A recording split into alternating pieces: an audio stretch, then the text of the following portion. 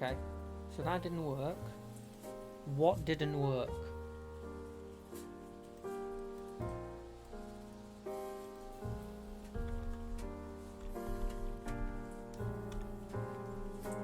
Weird. Sorry, I'm just editing this so that it actually makes sense. What was it?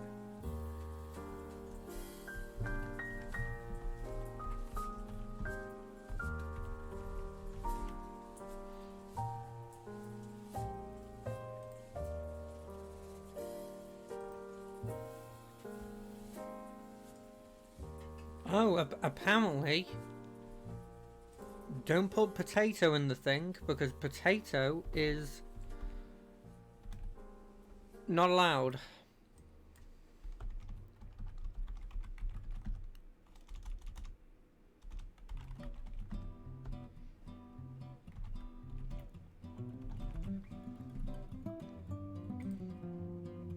Boom, update successful. Right. I'm going to turn this down slightly so I can hear myself think. And you know what? I'm going to get the stream up so that I can see if it's okay for you guys.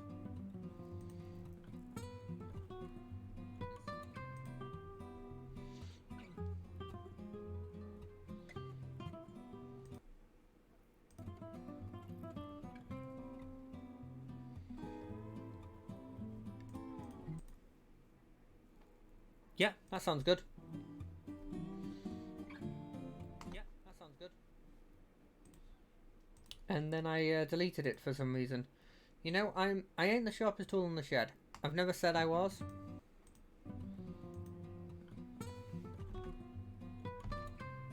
Anyway, hello everyone. Sorry about the start being a bit iffy there, but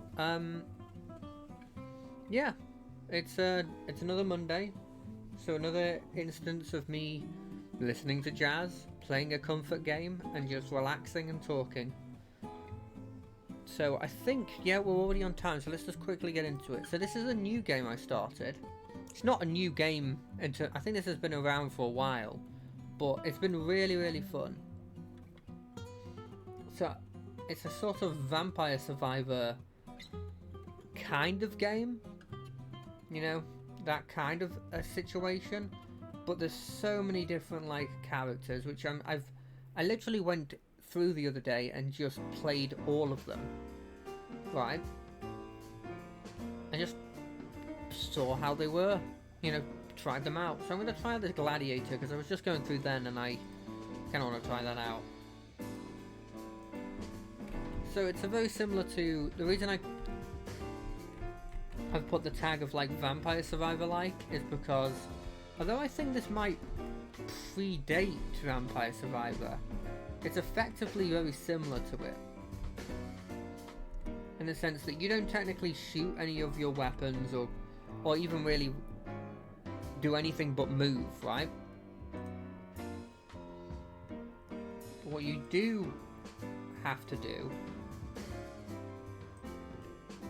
is you pick up your weapons like I just did there, where it was I got myself a second cactus club, for example,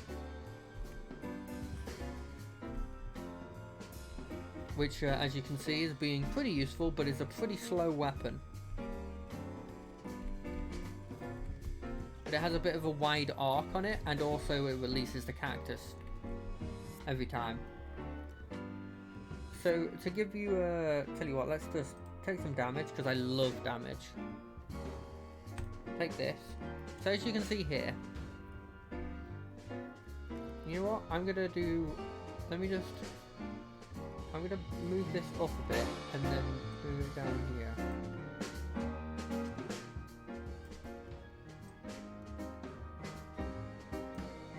There. Just turning it a bit down for me, but keeping it nice and loud for you. Let me just double check that.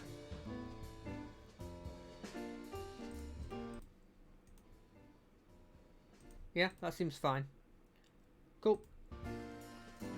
So I wanted to hear myself think. So as you can see here, you get like weapons. each of them have a different thing, and they have like a little group, like as you can see, this one says primitive and heavy. So primitive, if I have 2 of them, gives me these. It gives me the 5% damage, and it keeps going up. And then, so that was heavy, and primitive gives me the extra max health. And so it's kind of like you have tribes in this game, even though you're not summoning anything. And then you have the person you chose, which is giving me the attack speed debuff, which surprisingly is only 20%. I don't know why it's 20% when that says 40%, but... And the luck debuff. And also you can get these items. I think what's interesting is there's not a lot of items that are just sort of strict buffs. They're always like, you buff one thing, you debuff another thing. And I know that that's not a particularly unique thing, and that there's other sort of games out there that do this kind of stuff. But I did find that quite interesting. It made me sort of in the situation where I don't actually know the right strategy or what to focus on anything at this point. Like, I really like damage, but like, is there any point in taking damage when all of my weapons are really heavy and I probably don't need it? Whereas like harvesting gives me more XP and materials, which is the money of this, every turn.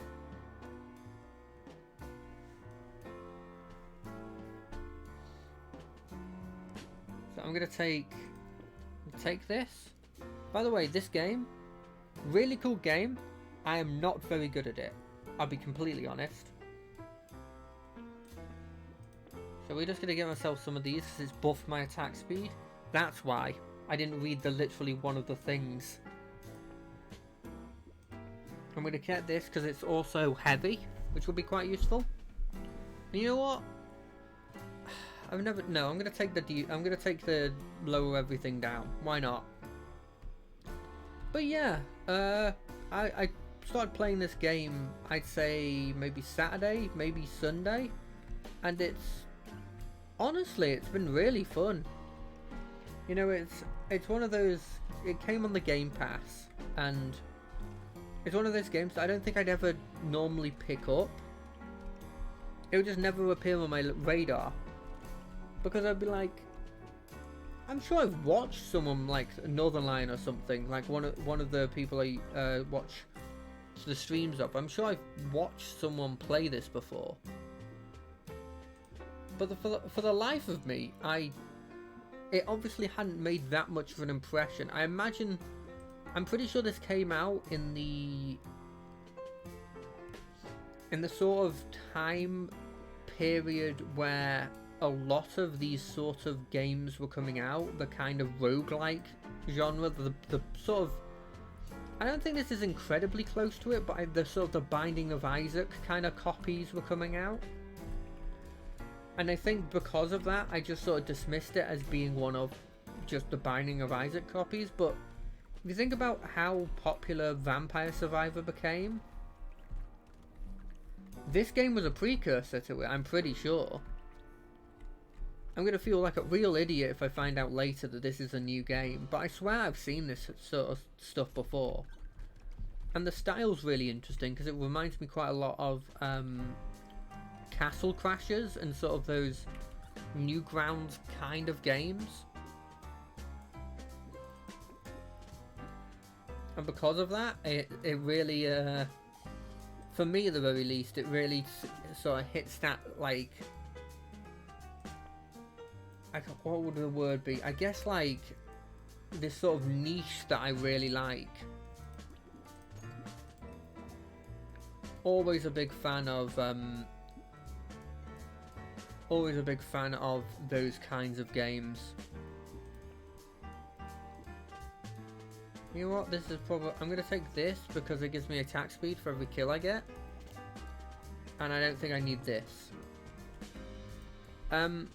That sort of style, I mean, that was my childhood. Like, it's not even really a thing anymore, but like Newgrounds sort of games and sort of playing all those little Flash games that I don't even think are a thing anymore, because I don't think Flash is really that much of a thing anymore.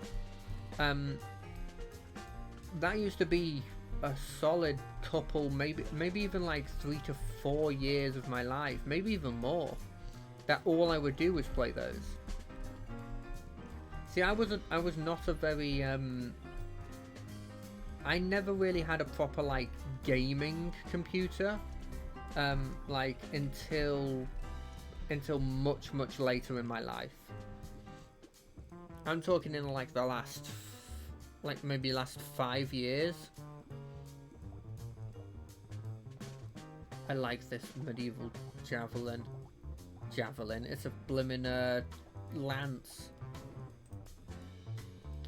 I don't think there's anything here I want either. Do I even want this fist? It doesn't really work with my strategy, but I'm gonna buy this just to upgrade it. By the way, you combine 2 of them to get it. I think I want this spear, and then I want to be boosting luck a load. See, this spear's primitive, so primitive can give me max health, but I lose crit chance, but I don't really care for crit chance.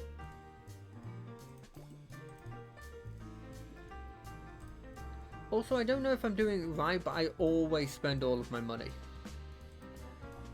Like, it's not even close. I always spend like all of my money on stuff, and whether it's refreshes or anything, because I don't think there's an interest in this game. As in, like, you gain money after every if you save up money. Not as in like this game isn't popular, because I think this game did relatively okay back in its day. Gotta say, blimmin' the Game Pass has been such a good use for me. It's one of my hardest things, especially with like the autism and all that, is I've always been really bad with change, and with like any form of like trying new things, right? So having something there that what it does is it goes, hey, you can try this stuff, and you don't need to constantly be worrying about how, what if it isn't good, what if X, what if Y, you know, that kind of stuff. I think I might want to get rid of this fist, just because it's primitive and it's blunt. I'm gonna do it. This is almost certainly a mistake.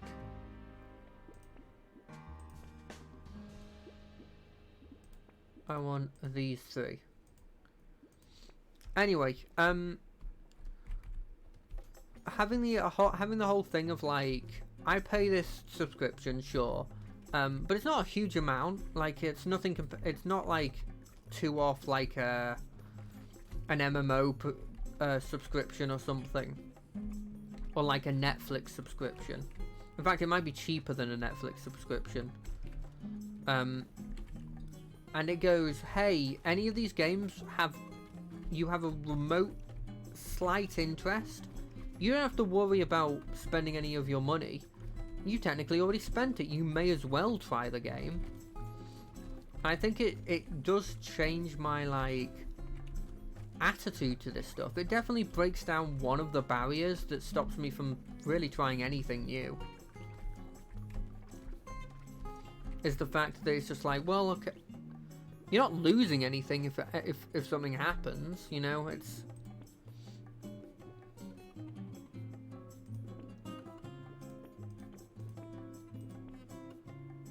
far from it. You're going to be fine no matter what. So I definitely found the Game Pass being like, it's why I played Loop Hero, which I really like. That I have to play on a Monday at some point, and this game, and I played like this ball game, like you can turn into a ball and slam into people, but it's like a high-paced shoot 'em up kind of like game. sort of with a roguelike element as well. I don't remember what its name was, but it came on the Game Pass, and I was like, sure, I'll give it a try. And also simultaneously, it's been like, there's been games that I've played, like the first Pillars of Eternity, which I always had an interest in, but I was always too scared that like the combat and because the first Pillars of Eternity is entirely real time, and so I was always a bit iffy on like whether I would like the combat, because I'm not really into those kinds of games, right? I'm not a real time kind of person. And then I gave it a shot.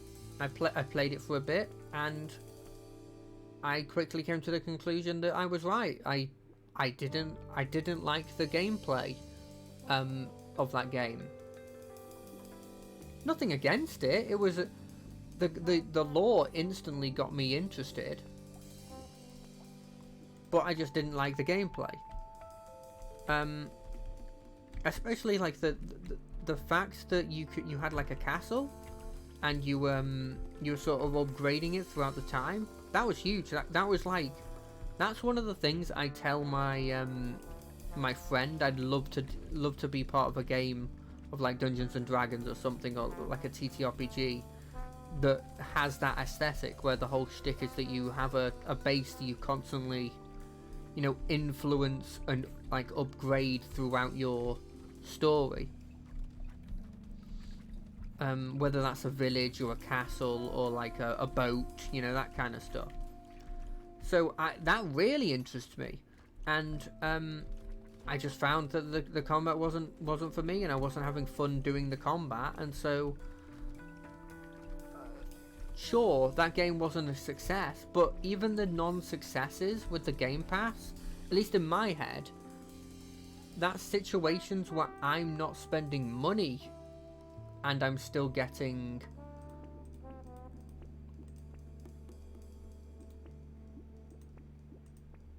getting something out of it.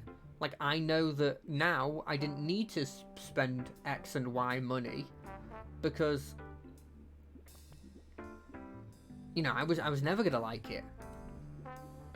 And I've effectively, it, at least for me, feels like, well, I never spent any money to give that a try. It's like giving every game a demo, which used to be a normal thing, but nowadays isn't.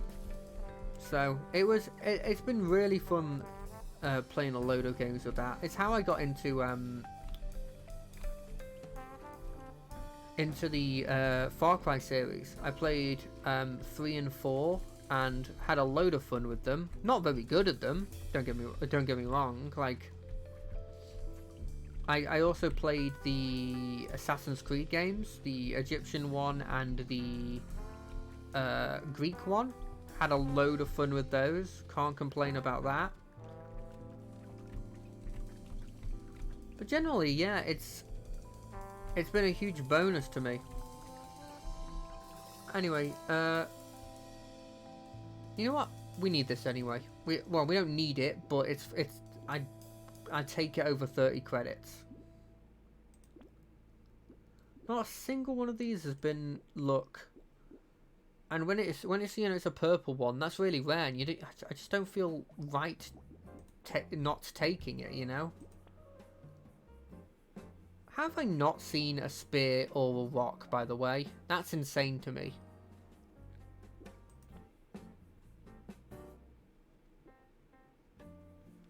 Have I got burning? I technically have some burning.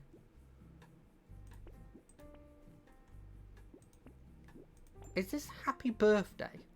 It sounds like happy birthday. That's fucking happy birthday. I mean, I'm gonna still play it, but it's happy birthday. They're doing a jazz happy birthday. But yeah, what have I done since our last stream? Well, last Monday. So obviously Tuesday, not much happened. Wednesday, obviously I played some Rogue Trader. That game's sort of, it's getting into the second act, and I'm gaining more and more companions. And I was saying this on Twitter, but it's increasingly getting to this point where I've got so many characters that I want to learn more stuff about, that I'm like running out of spots on my. I don't have any spots in my party, and I'm at this point where I'm like really debating who do I want in the group. And they've done a very good job, and I've said this about all of their games, even if I haven't agreed with how they've. Oh look, I want look. Even if I haven't agreed with some of their. I've not had a lot of fun with some of their games. I didn't have a lot of fun with the Pathfinder games, but I've talked about that before, so I won't go into it. Lifesteal and dodge, but lose a load of damage. My lifesteal is minus at this point. My dodge is. I do heal from every dodge, so I'm gonna keep that. But yeah, I'm at this point where, like, without obviously spoiling it, there's a lot of characters, and I like all the ones I already have in my group, but I'm getting to this point where I'm wondering, like, I have this one flex slot, and I really don't know who to put into it, because I really want to have this Xenos in my group, and they're really, really cool, but I know for a fact that there's at least one other companion we're getting, and I kind of want them in the group as well. So I'm really at an impasse of what to do. And what's even worse is, and this is, I never want this to happen to me, but it seems to always do this. But the person that I feel like I would replace, which is Ablard, by the way, not because I hate him or anything, but he's the one that I don't have the most investment in. The thing is with him is I actually think he's like one of the most useful and needed people there, because while he's there, I have like my tanky front line that I don't think I don't get with any of the people I replace him with. So I don't know, it's a weird situation, but I'm having a load of fun with that game, and this new area, Janus, that I've gotten to, or Janus, I don't know how they say it. So we're getting to the point in the game where there's lots of, well, not lots of bullets, but enough that I have to pay attention, which is any form of bullets. And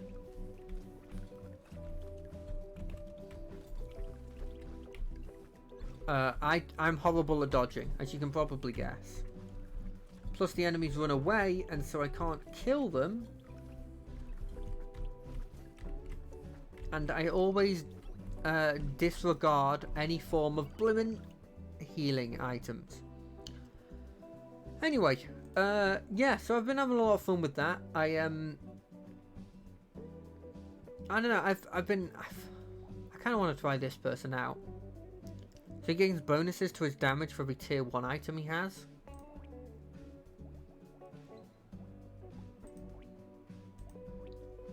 And yes, I can't get past fucking level 0. Or level egg. But yeah. I'm in a situation where I'm really debating it. I think I've sort of realised what group I want. But it does feel bad knowing I won't have some of these people who I really like in my group.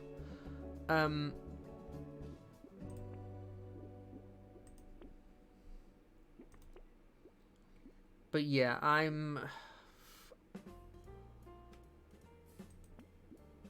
this is happy birthday again.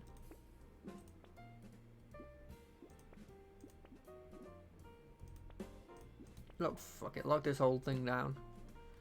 But yeah, I don't know. I've been having a lot of fun with that game, and it hasn't gotten to that point yet that I always bring up in this, that I always bring up in the actual stream as well. But the reason I bring it up is because it's my main worry, which is unlike the Pathfinder game, I haven't gotten to the point where I don't know what to do, and they're beating me completely, and all the abilities are getting too confusing for me. You know, it's all starting to get over my head, you know, that kind of stuff. Hasn't happened yet, which is a delightful surprise. I really expected this to happen, and the fact it hasn't is I think it's put a lot more faith in the actual company itself, that maybe they've realised that the Pathfinder games, at least in my opinion, we're not actually too accessible for the average person. Yeah, I'll take this, and I'll take another pistol. Why not?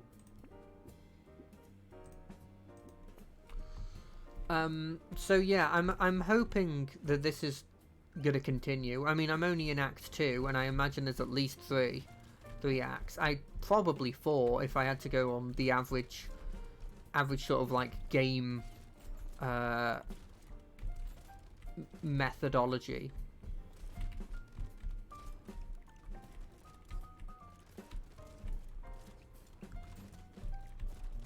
Yeah, it's a Survivor-like. I think it might predate Vampire Survivor. I think it's a pretty old game. But it just happened to appear on the Game Pass, so I thought I'd give it a shot.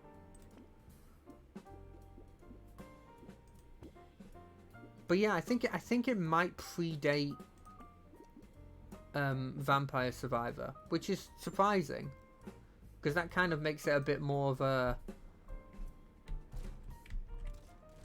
I guess, like a bit more of like a pioneer, but I don't think it was incredibly popular. I think this game came out around the time of like Binding of Isaac becoming really popular.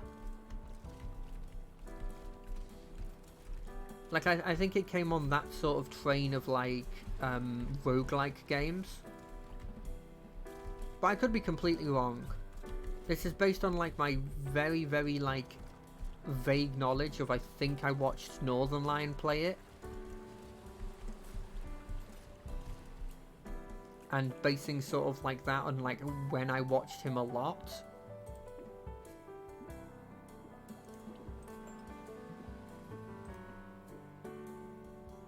Yeah, it's definitely something he has played. I just don't. I think it's one of those ones that's been out for a while.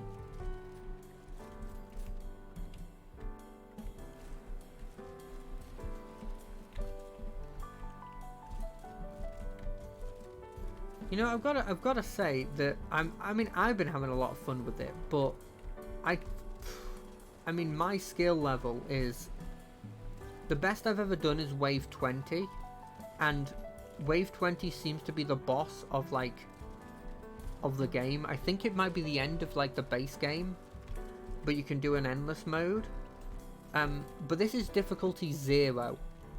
I'm struggling on difficulty 0.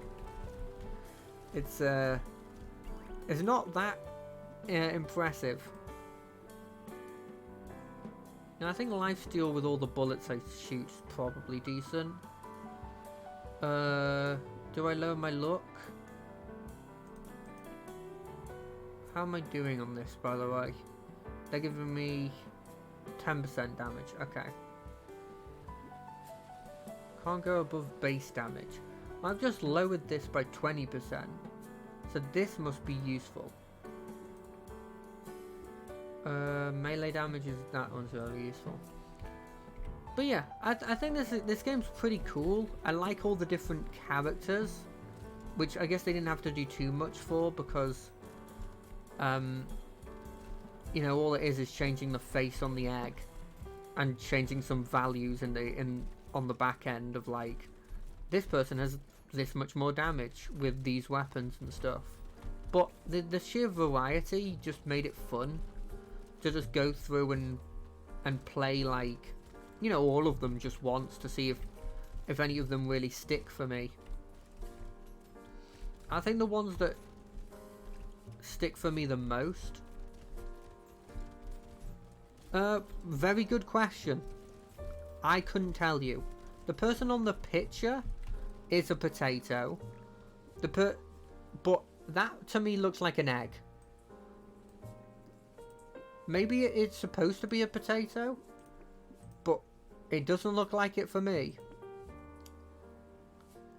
Do I take this almost strict debuff because I'm not using any melee damage just for the extra...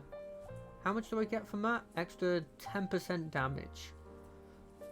I'd probably take a 10% damage plus 2 max HP, lower attack speed. I'd probably take that. I think I've got to think of it like that I'm just gaining that 10% damage on top of it. So that's just definitely better. I'll have a look to see if they're called eggs or potatoes, but I never thought of it until you just said it, but yet that doesn't make any sense.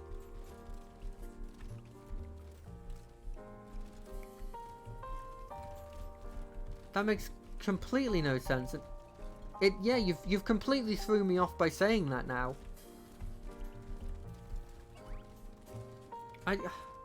Maybe there's an item I took that made my character look like an egg. I don't think there was. But I'd be honest, if you asked me what colour he was at the start, fuck.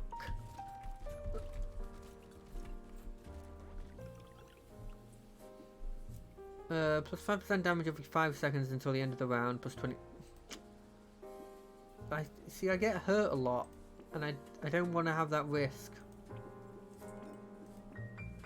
Now, this one is all about critting and bouncing, and I have a 0% crit chance, so I feel like this is just strictly worse than this.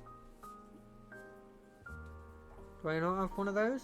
Yeah, take the damage. The reason why I think I choose this one so often is because I'm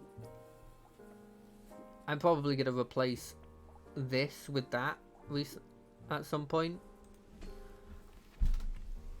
The reason I choose this one so easily is because it's it gives me a pointer of what I should pick. I've never been good with buffs to your characters that also debuff other things. Unless it's really obvious.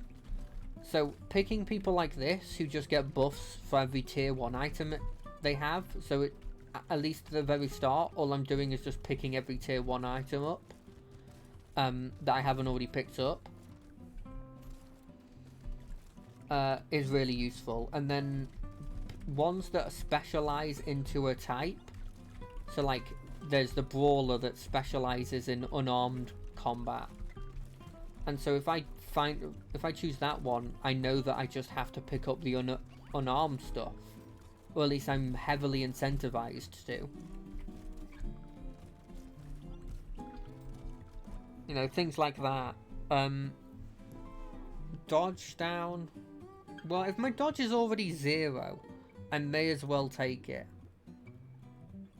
That's my logic at the very least. If my range? Is range that good? Dodge is useless. Dodge is off the table. Recycle that. Give us this. Give us the gecko. Melee damage is useless. Do I have any crit chance? I've got no crit chance, I may as well take that. Is this good? What's my attack speed like?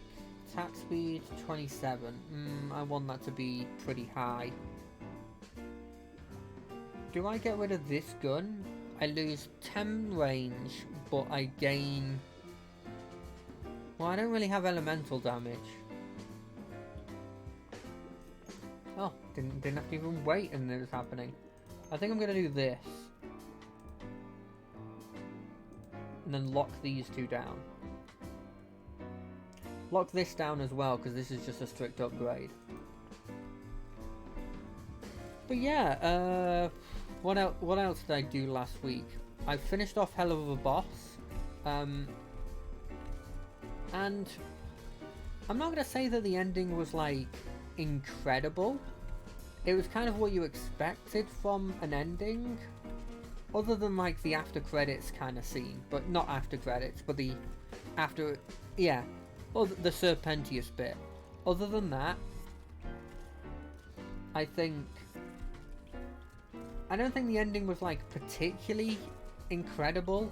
I thought like there was a character that dies in it, that isn't Serpentius. Wait, fuck, I just did a spoiler. Well, fuck it, I don't know. Yeah, I kind of felt like the other death in there, which, by the way, it's a spoiler now. I'm doing a spoiler review at this point. The fact that Dazzle died felt like there was nothing to it. It was a character that had always been in the background, that fundamentally we had, yeah, I guess the Egg Boys, but like, weren't you telling me they're robots or something? Which immediately made me like care about them dying like less. Is that mean?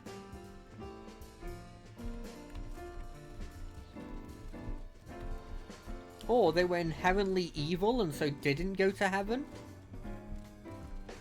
Like, they don't feel like they would ever go... They don't feel like sinners.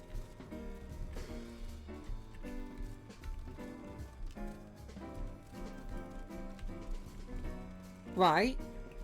What's your point?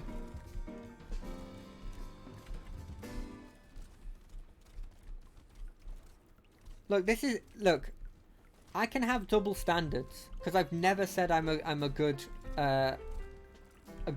person like that. They're robots, yeah, they're robots. I don't care, but my character will care. But my character isn't reviewing Hell of a Boss.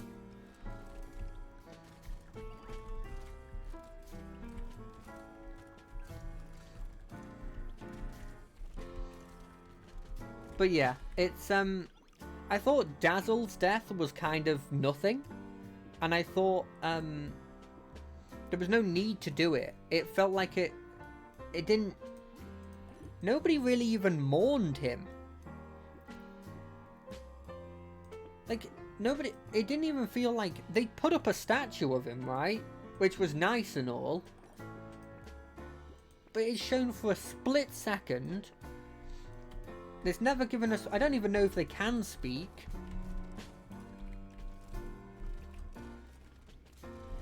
The person who was riding the blimmin' thing... You know what's hilarious? Is, my stream wouldn't update, and I was like, why isn't this updating? What word has the moderating team not allowed? Can you guess what the word was? It was blimmin' potato. Apparently potato isn't allowed in there. So I took out the tag that was potato, and it was like, is it a slur? I've never heard that before.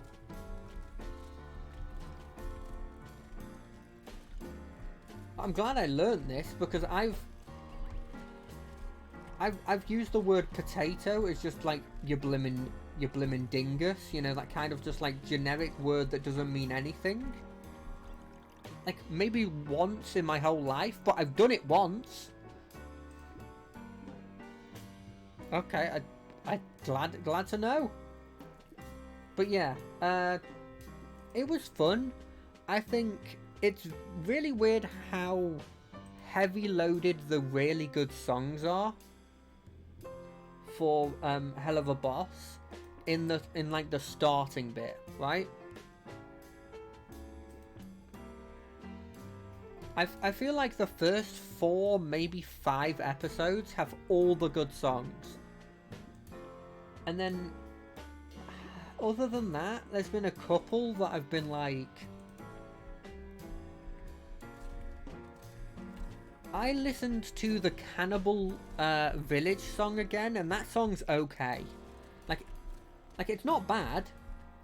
It's just the top 3 songs for me just come in the first, what, like 4 episodes?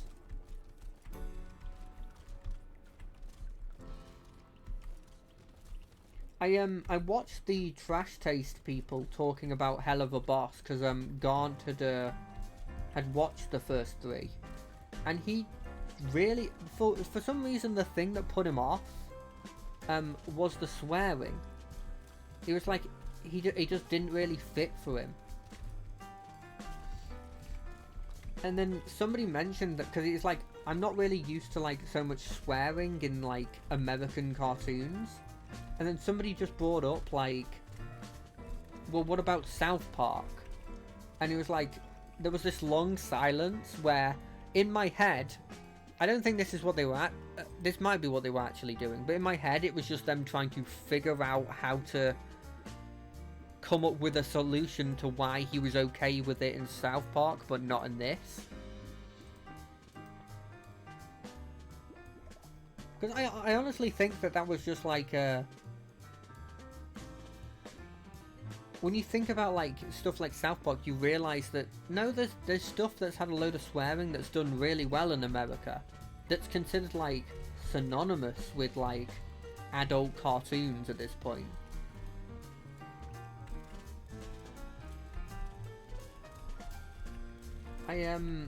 I think it was really good, and I think the songs, specifically the song, even the bad songs were sung incredibly. And weren't horrendous songs. I think the worst one for me, and I don't know why, but it's the one, I think the worst song for me was the one where it was Lucifer versus Alistair. For some reason that one just didn't hit for me.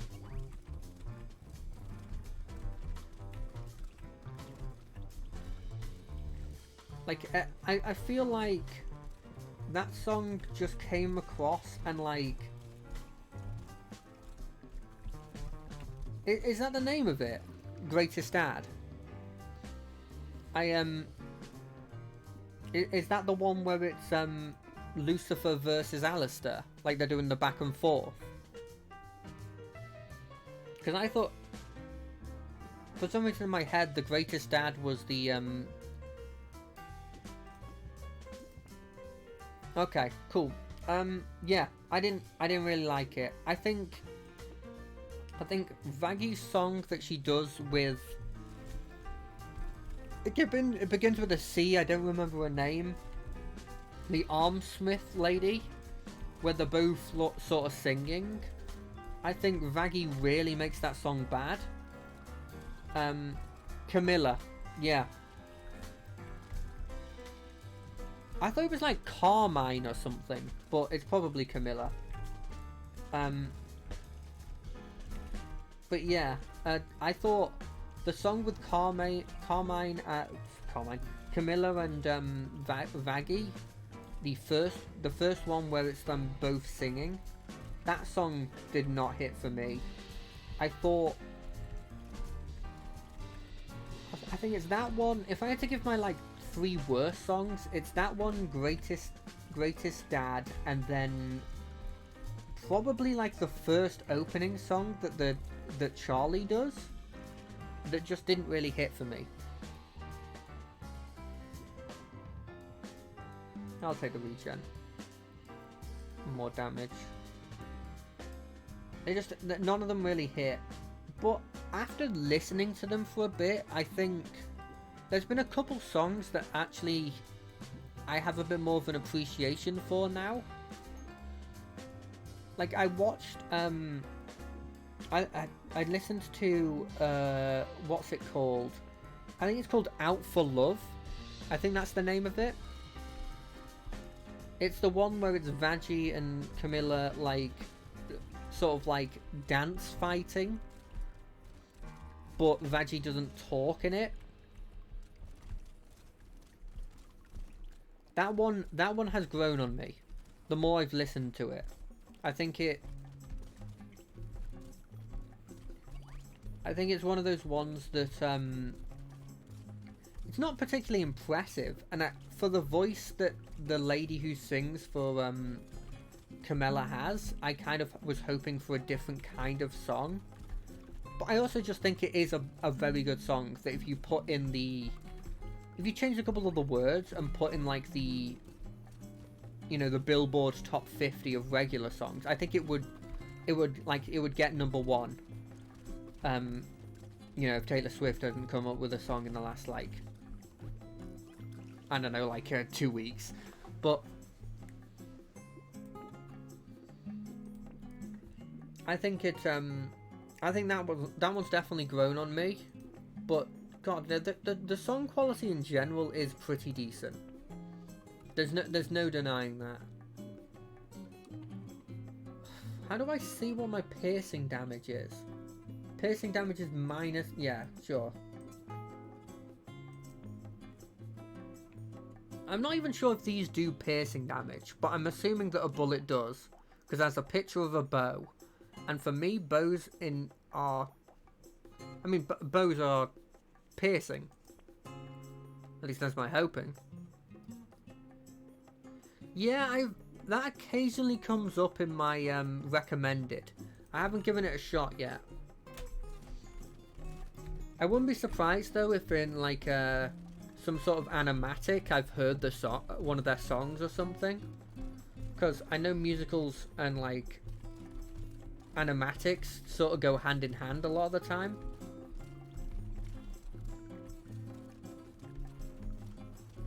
So I wouldn't be surprised if I've maybe heard one of the songs from it before. But yeah, I think the story was okay, the ending was okay. Kind of felt a bit weird that the whole climax of the whole season 1 was that she was sort of deciding to lead and take charge, and then realistically, if it had just been her there, she would have lost, and it is actually her father that effectively did the heavy lifting. Like, if you think about it, it's like sure, she led them, she got everything ready and, you know, all that stuff, but if her dad didn't show up, they all lose. That's the end of it, right?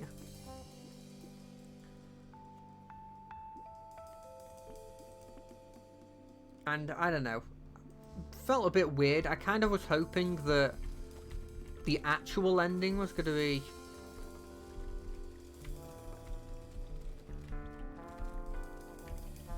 Yeah, I know. I'm fine with vague, because I find that if there's too much of like a hard magic system, I don't know, I just get bored very easily.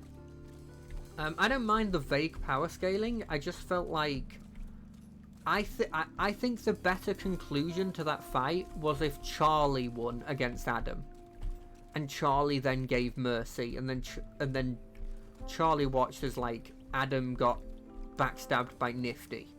You know, I kind of felt like the whole arc sort of story, I don't know, it felt like less of a big deal when Lucifer appears, because Lucifer's just, it's like, hey, you've taken charge and that's all well and good, but at the end of the day, leave it to your dad. You know, it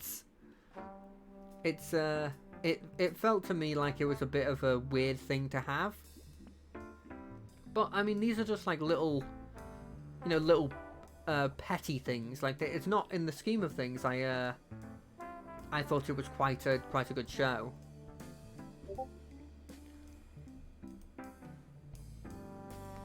But yeah, I think it was decently good, and there is a lot of little things they've left there that are really interesting, like season 2 stuff. Like, you've obviously got her mother Lilith and why she's in heaven and stuff. You've got I mean, I think her name's Lute. You know, the angel lady that was always next to Adam? I think her name is like Luce or something. She's still around, and she now leads the exorcists. You still have like one of the Sarahs, the Seraph Angels, like actively not believing that this should be happening. But I imagine she might change the tune a bit, seeing as Serpentius is now there. I tell you what, one of the reasons why I kind of feel like... I don't know, I feel like Season 2 might do better than Season 1 is because they've set up all this stuff that I think are more interesting villains.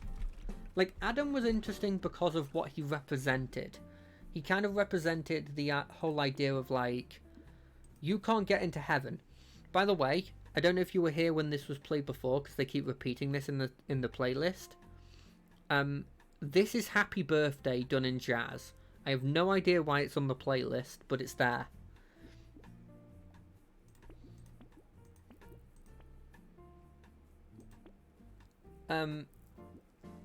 Yeah, it depends. It depends if they can actually follow them up. But if they do follow them up, they've got like so many different things they can go on to.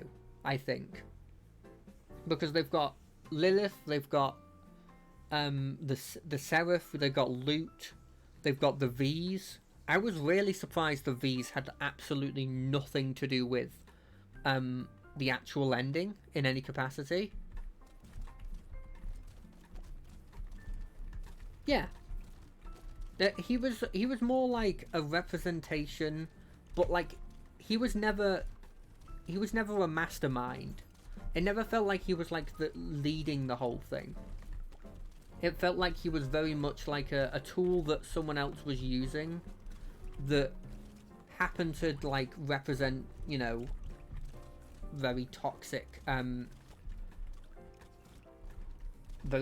things in general. But I think like Lilith will be really interesting because it'll be interesting to see where she's siding.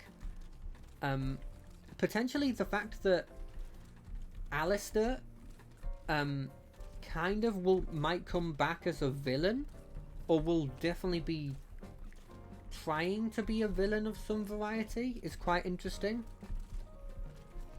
The fact that there might be a situation where Charlie, and maybe because of something that she does, because at the end of the day there's lots of things you can do that isn't harming someone,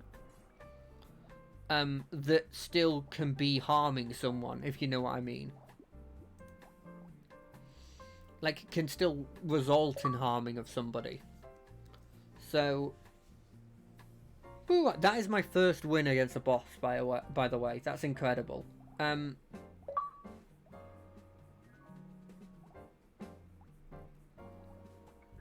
I think I unlocked... who did I unlock? I had him. Yeah, it's definitely because I had people watching me. Oh, it's this dude and this dude. You can only equip one weapon at a time. I have to try that. And the one weapon will quite obviously be my favourite weapon, which is...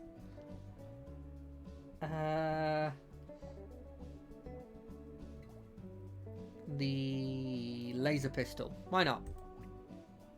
Difficulty 1, not a chance. But yeah, I think... I don't know, I think every villain that's left in Hazbin Hotel is a more interesting villain than Adam was. But Adam was kind of needed to sort of get across the very simple kind of concept of like, this is what some people in heaven are like, and heaven is not without its sin. But yeah, like, I mean, it's quite obvious that both him and Loot have wrath as being a very huge part of it. You know, like, pride, definitely. I mean, he was talking about, just casually, about how he was, like, trying to steal a girl from one of the other people in his band. So it's quite obvious that he has some form of like a lust and stuff. So it's quite interesting to see these quite obvious. Do I want a flamethrower instead? I kinda don't want a flamethrower. Very obviously, like signs of sin that they have. So yeah, it's gonna be interesting. What I'm interested in. Any damage buff is picked up is doubled. I'm glad you read that because I certainly didn't.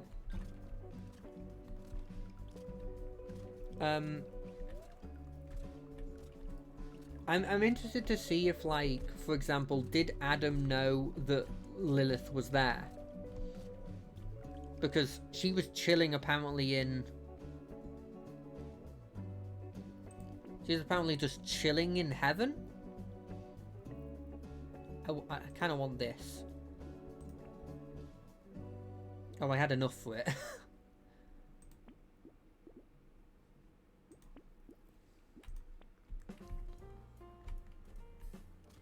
God, every blimmin' other song on this jazz playlist is just Happy Birthday.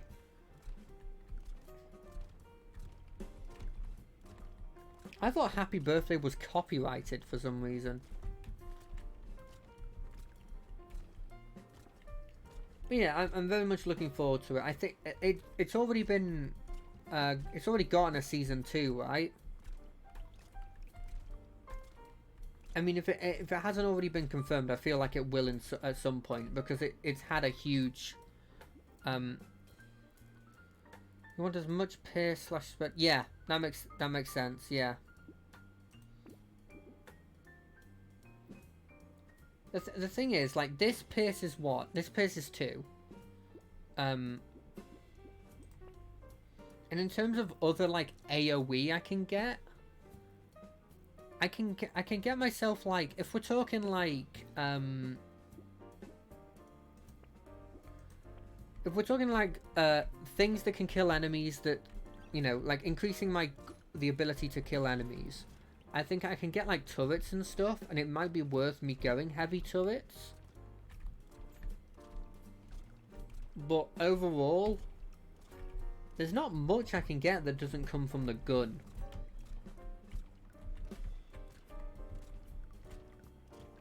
Which is a bit of a problem. You know what I was very surprised about with Has-Been Hotel? I'm very surprised that they got some relatively big names. Like, sure, you've got a lot of the people that seem to just be like... They seem to just be, Yeah, I will probably try the minigun if I get it. The only reason I didn't want to go flamethrower is that if I have the flamethrower, I'm also dealing with elemental damage. And if I've got elemental damage, that's just one thing I can't sacrifice. Yeah, the thing is, I've heard not 100% good things about this, but the person who is making Hell of a Boss is very obviously very good at getting in the circles of like famous people. I mean, for like Hell of a Boss and for Has-Been Hotel, they have had some very big names. I mean, Hell of a Boss had was it Kesha or something that was playing like Beelzebub? It was some big name. Or was it Shakira? It was somebody big. And so, like, they do have this ability to get like decently big names. Yeah, it was Kesha. But like, it's obvious that they're very good at getting connections, right? And I have heard like some people getting a bit arsy at the fact that they got rid of all of the people that were in the pilot. And I can understand to a certain extent why that would be.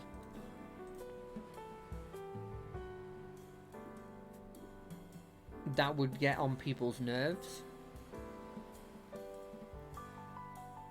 Personally, there's a part of me that I don't like saying this, but it is sort of part of the business, right? the business is that they might have someone for the pilot, and then they're gonna get, if they get access to like blimmin' Rosa from Brooklyn Nine-Nine, they're gonna go like, okay, we're gonna choose her instead.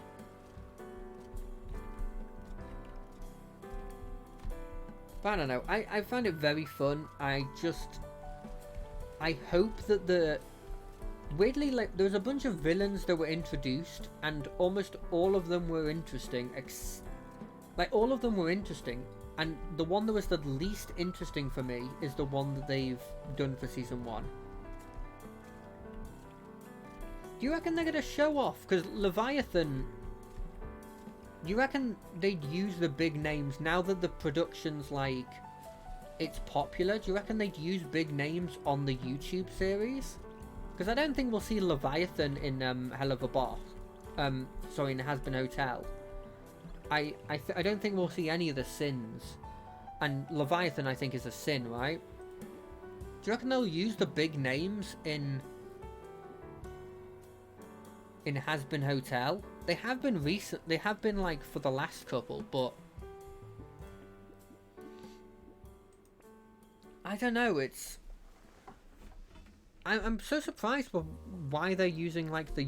I'm guessing maybe the YouTube series is kind of like the... Hey, this will work, look at the people that are watching it, but they're always putting, like, big names on the YouTube series.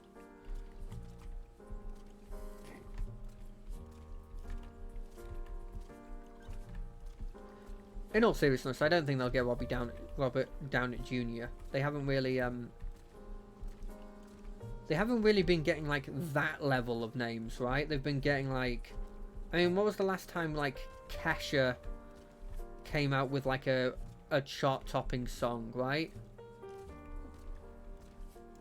I don't think they're going to that level. I think, realistically, they could get somebody like... weirdly, the first thing that came into my mind of, like, people that I think they could get would be, like, Pitbull and stuff. You know, like, Pitbull, did a bunch of songs. Like, I feel like they could get him. I don't know if maybe he's... I mean, statistically, when I say this, that normally something comes out that this person's horrendous. So I wouldn't be surprised if, like, they've done some sort of horrible controversy thing.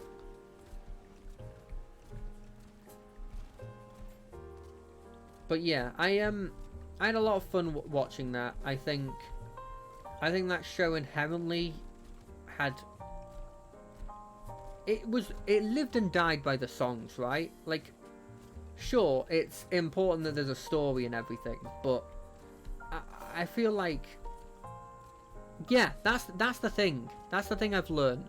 Is that apparently that dude he's not got great social skills. And he's apparently a bit of an asshole. But he's also very good at getting, like, connections with big people.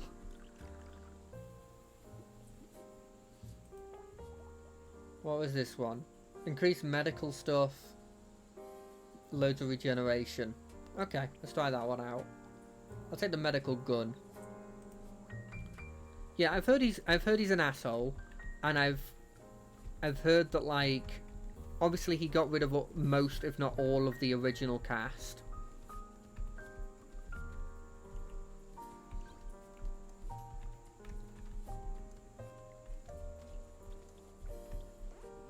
Yeah, but it's quite obvious that she's able to get the big people under her belt, weirdly. And it's one of those things that... And it's mean to say, but nowadays, it doesn't really even faze me to hear that, like, somebody is bad anymore. Because it just happens so often. You know what I mean? It's just like... I don't think there's, like, a single series that I like that doesn't have a controversy at this point. And it's just it's making me numb to this kind of stuff.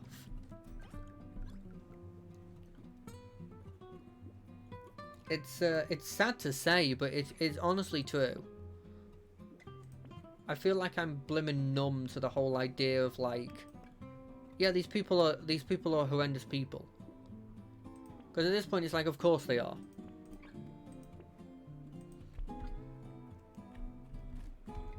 But yeah, I have heard that the person was a bit of an asshole. There was a bit of like controversy that came out like, I swear it was like a year ago now, about him, about her. Sorry. But yeah, I don't know. I had a lot of fun watching it. I think the songs were incredible. I think they really realised that they needed to make those songs good.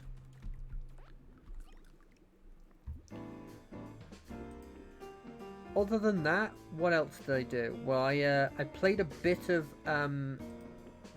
what was it called? Dungeonborn. And honestly, I didn't think I'd like the sort of like darker and darker style game. It's why I didn't play Darker and Darker when it was a big thing. Because I watched people play it, and everyone would always say like, oh well, it's fantasy Tarkov, right? And Tarkov did not look interesting to me. It still doesn't. And so it never interested me to play the fantasy version of it.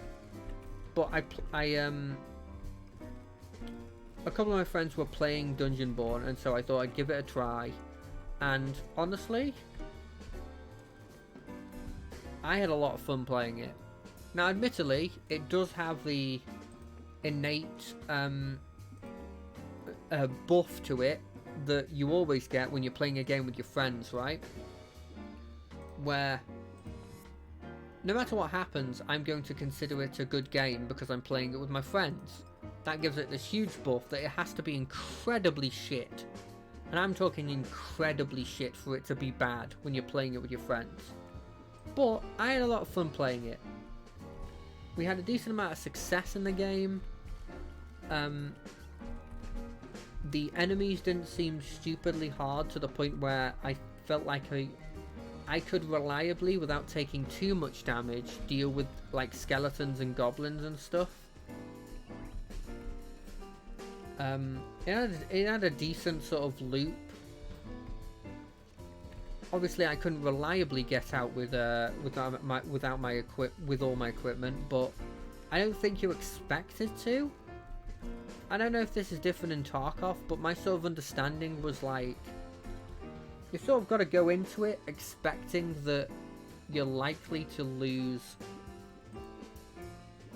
You're very likely to lose a lot of your stuff every time you go in. Was my understanding. So you see, I don't know. I've got no reference for it, but it felt like we were doing well, right? We had sort of, I think, maybe slightly under a 50-50 shot at getting out every time. I don't think that's bad, right? But also, I don't know how you'd go about making like reliably increasing your stash of stuff when that was happening. Like, I came out of that and it got to the point where I just wouldn't bring in bandages because I was never on average getting back enough bandages for it to be worth it. Yeah, that's the thing. It's I think one of the problems with it was I did feel like every fight that we dealt with, or maybe it's just that this one only is the only one that stuck in my mind, but it felt like a lot of the fights that we went into were us sort of going in there, and then there was someone who would put a frost storm around us, and then someone else would go into the fight in the while keeping us in the frost storm, and then we'd just all die in the frost storm. Like, it felt like most of our fights that were very one-sided was somebody doing that. And then, like, we won a couple fights near the end. Like, it wasn't horrendous. But I don't know. I think in the long run, I don't know how much I'd like about it, because I'm not... I think I'd get annoyed too much at the fact that my stash... Like, if I brought something in and I'd lost it, I think that would just put me out of the whole game forever. You know, it would be too much of a big thing. I think me going into it going, all of this stuff... I mean, I can lose all of this stuff, it doesn't really matter. Maybe meant I went in with the okay sort of, like, mindset. But I'd worry if I played it for a long period of time, I'd get pissed off. Yeah, I don't think it will be. I don't think it is. But I think I didn't have a bad time with it. I think the game was pretty interesting.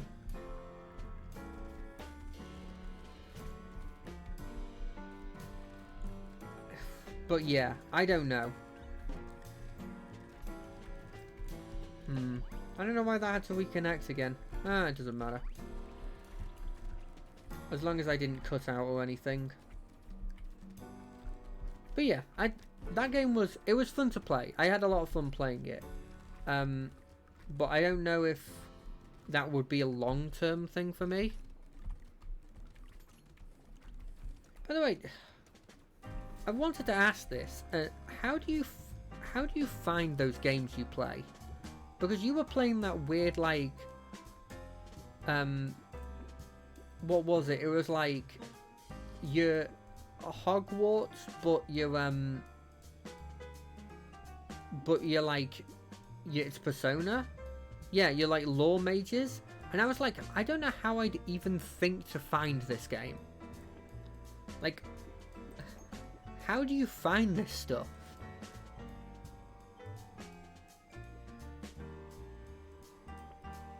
Yeah, but like, I thought I was. But obviously you must be in like forums and stuff that I don't go to or something.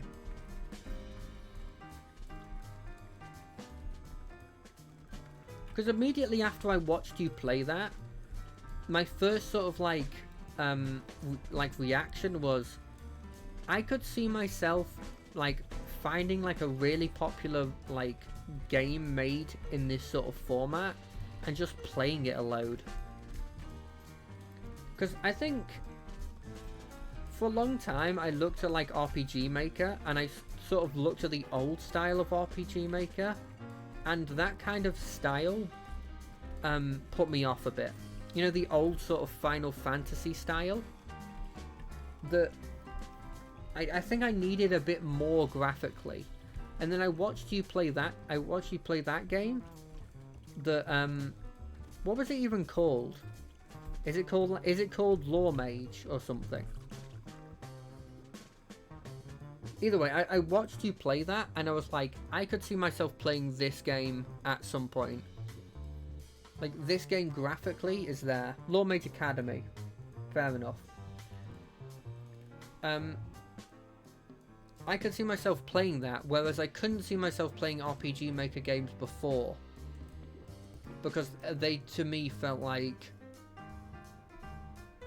I don't know. They sort of just... I'd looked at them and there was just not really... 20% of your materials at the start... Oh, okay, cool. There's actually a reason to do this then.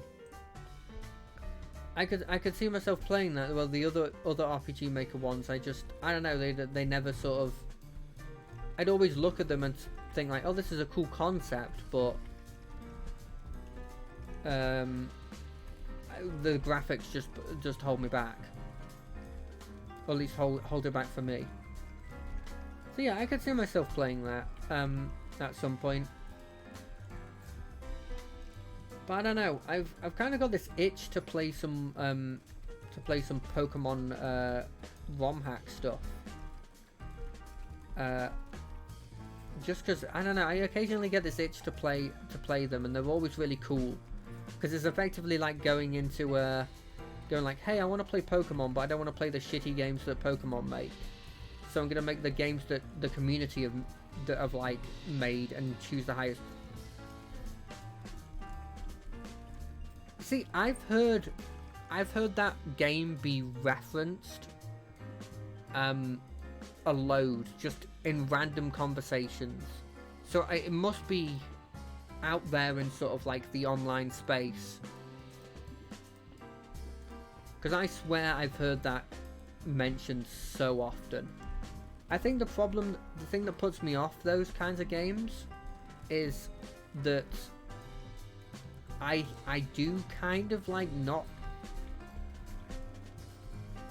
I'm not the best with depressing stuff.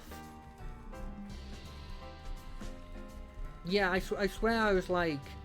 I was watching something the other day, I think, and it was like... I think somebody was like, oh god, this enemy looks like an enemy from Lisa. I swear someone was saying something like that.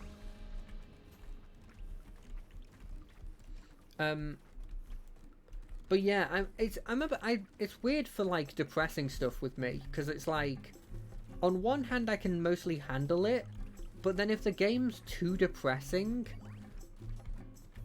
I don't know. If the game's too depressing, I'm like, I don't want to be... Why would I play a game for this when I could... I've got that in real life. I don't play a game for this kind of stuff. What is that? Arafel. Arful? Arafel? It's probably Arafel. Yeah, I might honestly give that a try. Play out the demo. Yeah, I mean, if the game's really good, the assets probably won't be a problem. But we'll see. Yeah, looking at what you just posted, like, that doesn't look too bad, honestly. Doesn't look horrendous, right?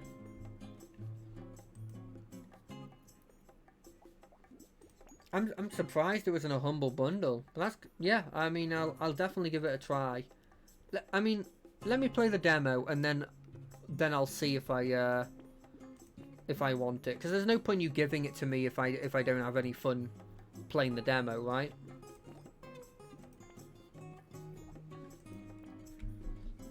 Even if you did get it for effectively free. I'll play the demo and see, because occasionally with the RPG games, you know, like with the what was it, the Trails of Cold Steel that you're playing, I find the combat gets a bit too complicated for me, and there's lots of little things for it, and I don't know, it overwhelms me a bit. Yeah, like when I was looking at you playing Trails of Cold Steel, I was like, bloomin' hell. All of these different little things you've got to add to them, like, that goes over my head a lot of the time.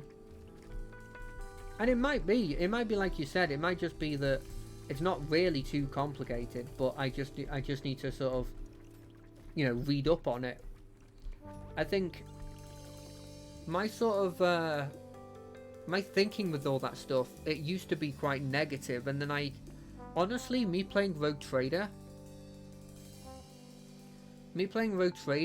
kind of boosted my confidence a bit, because I played a game that I thought was going to be incredibly complicated, and by just kind of reading everything. Yeah, I mean, I don't know why you've... Like, I kind of... In one way, I kind of like envy the idea that you've got like all of these long-form RPGs that are in the back catalogue to play through. They're all going to be related to the story. But on the other hand, it is a huge uptaking, right? It's like what I did when I decided to play through all the Mass Effects for the first time. But like so much more, because you're playing games that are inherently very long. And there's lots more of them.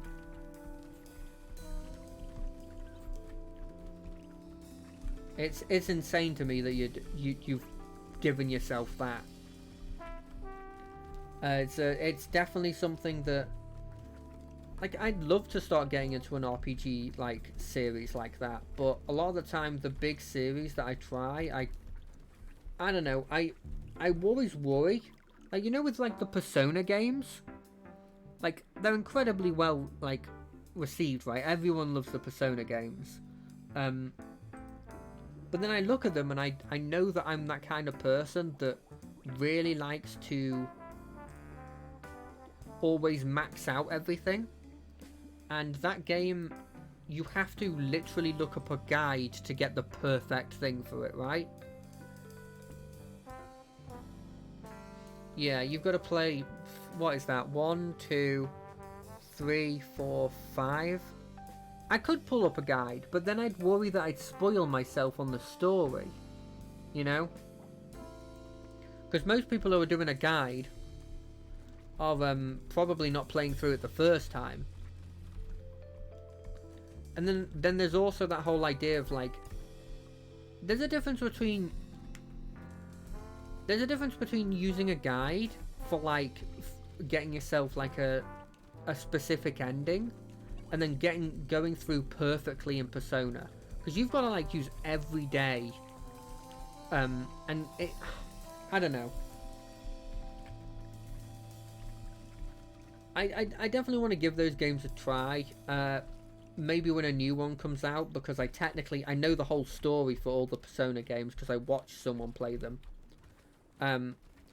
Because back when Persona 3 and 4 were coming out, I was heavily in my watching YouTube phase, which I haven't really ended. I still watch a lot of YouTube, but, like, watching Let's Plays instead of playing it.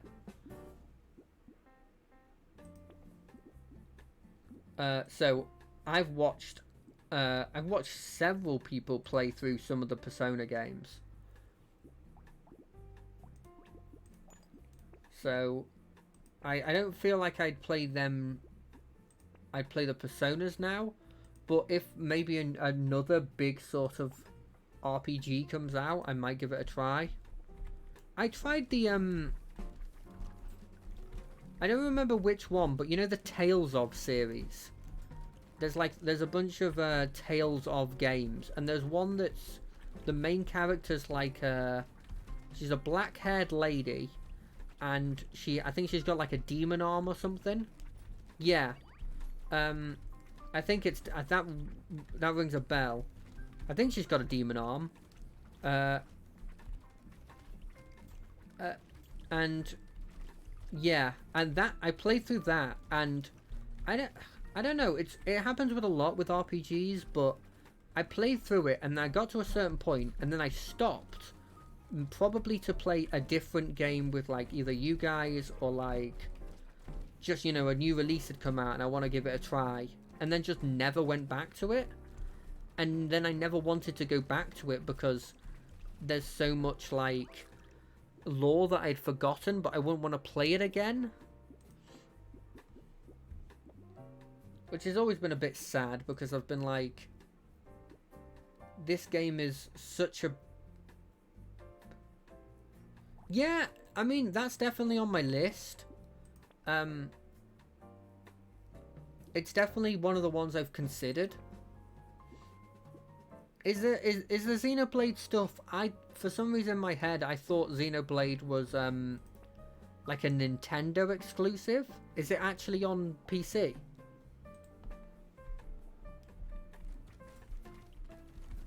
Because if it's on PC, I might actually get it. Like, probably, as effectively, I'd probably start at the one that's like the earliest in the series that still is related to the story. But yeah, if they are, because I was under the impression that they were console exclusive to, like, Nintendo or something. If I can play the Xenoblade, that might be the next RPG I start. Yeah, that's what I thought.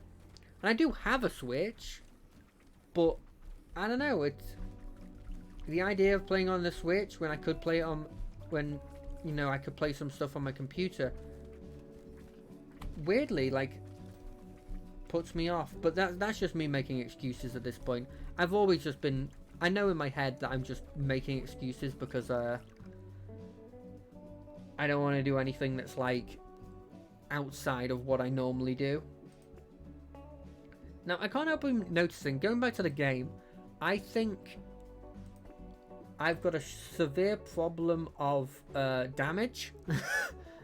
real damage problem at the moment. Like if I look at my... How much is my range damage is +6 at the moment.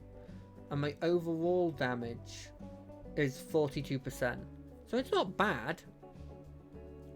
Yeah, it's 100% a skill issue. Do I lower my dodge by a load, but then up my range damage by 3? That's not a huge bonus. Oh, by the way, red is max level.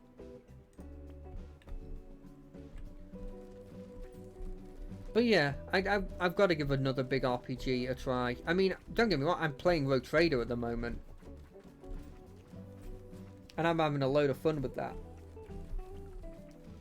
But I always have that itch for something that I can binge play when I'm not streaming. Engineering. Oh, engineering is the stat that boosts the damage of your turrets. And then there's a bunch of tool weapons that summon something. Tell you what, I'll show it off. I'll play the heavy engineering person. Where are you? Ethereal engineering. Here, the engineer. So as you can see here, you got the wrench that summons a turret, and it deals 20 damage, which is 80% of your engineering skill. And then like landmines that do engineering skill. I don't know why this is an option, or this, but these are the sort of the tools you want for engineering.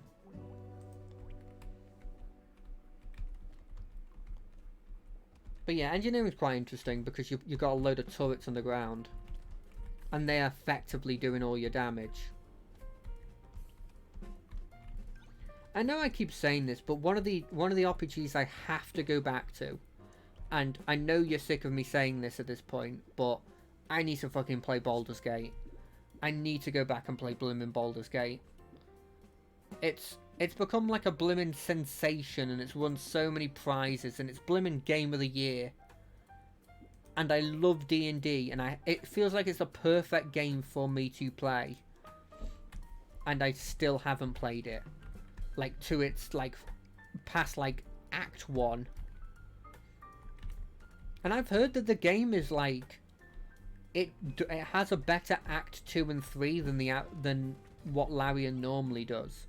Like, it's not horrendously bad in comparison. And the idea that I could potentially explore Baldur's Gate as well, that sounds like it'd be really cool as well. I really need to give that game another try.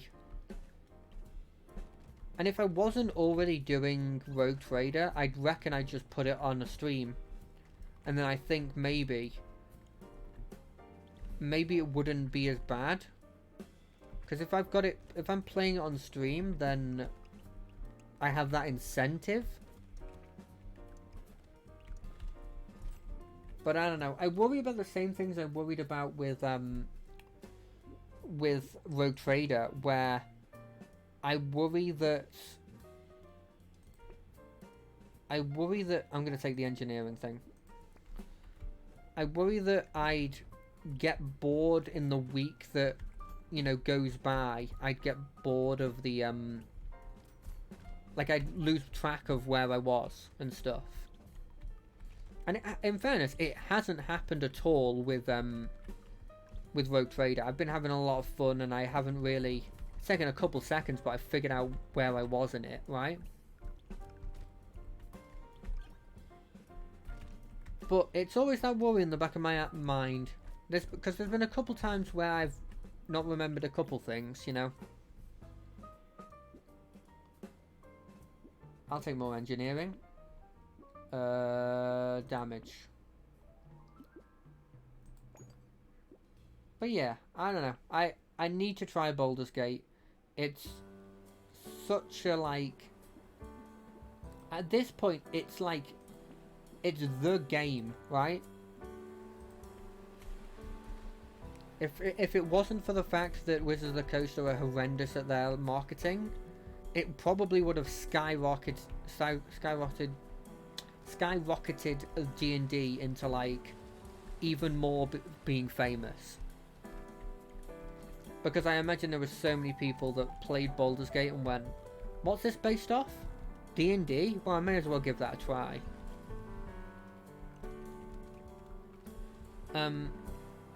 But, and the fact that I'm blimmin' obsessed with it, I mean,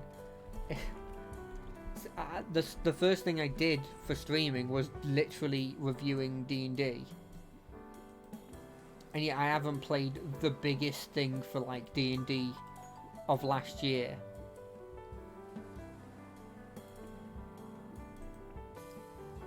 It just feels wrong, right? But I've got to play it. I know I do. I know I do. But I've tried to play it solo, and I got sick. It was stupid, but I was just continually trying for that flaming sword at the very start, and I just got annoyed and stopped playing. I think I just need to be a bit more chill and not restart endlessly for something. But yeah, I will give it a try. I have to. Just to play through it. Because all of their games have been really good. And, you know, it's a studio I really like. It's a living world that I absolutely adore. Well, actually, the world itself I don't really adore. But the thing it's based on I adore.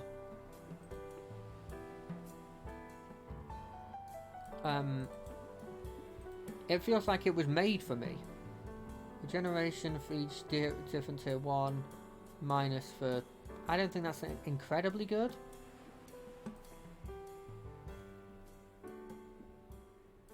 Yeah, I don't want any of these.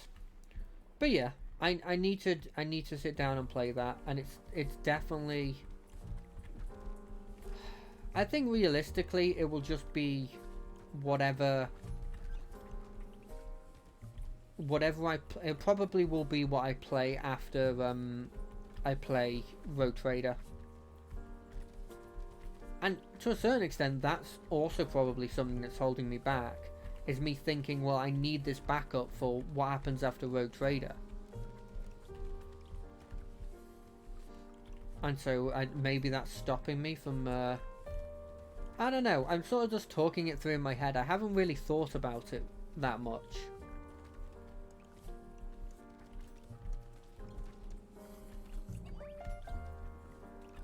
By the way, did I tell you about this really stupid build for D&D that I thought would be really fun to, like, narratively play, but I don't think it works actually as a character? I love the idea of playing like a battlesmith, or no, like an armorer, artificer, and then also going monk and just fighting people like what is it, V or Vi from Arcane, with just giant metallic gauntlets. I think that would just be really cool. But I don't think it works, because I think inherently the armorer needs you to wear armor. I think inherently you need to be wearing like an armored suit for it to work. And you don't want to be wearing armor when you're a monk, because you lose like effectively everything, I think.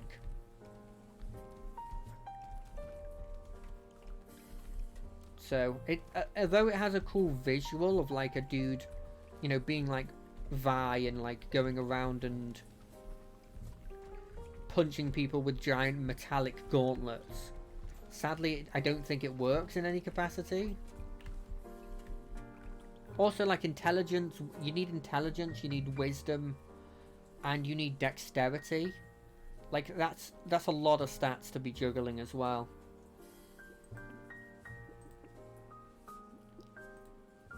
Oh, I also saw one that was pretty funny, which was like, if you go like Bard Monk, and then your whole shtick is that you're like a dance battler. So you do your bardic inspirations and stuff via dance, and then you do... I kind of want to do the piggy bank. You do all your dancing as like with your bardic inspiration, and then you're beating people up with your dance fighting. Is this a kind of cool combo?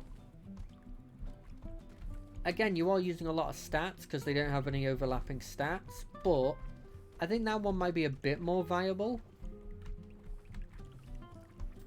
Because like saving throw DCs for spells isn't a huge problem if you focus maybe more on like healing and stuff. But yeah, I quite liked both of those ideas.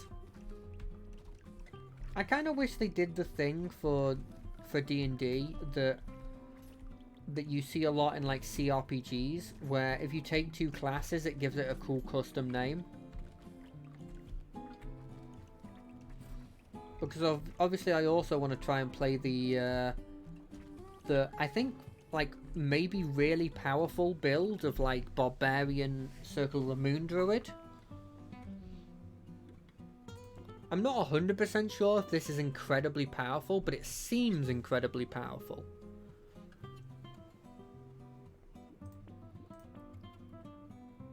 But yeah,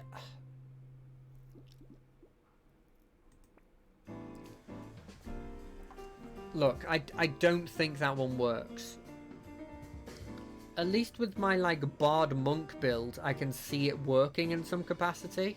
I really do not think Paladin Wizard works in any capacity.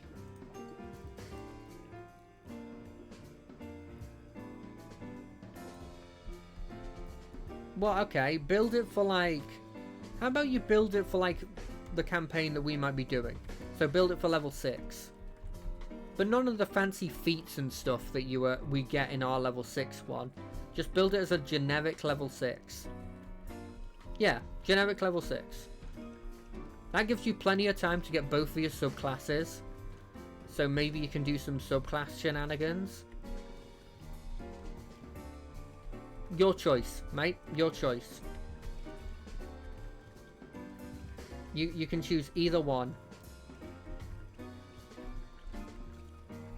I imagine point buy gives you a bit better of a chance, so you can choose that one if you want, but I don't mind.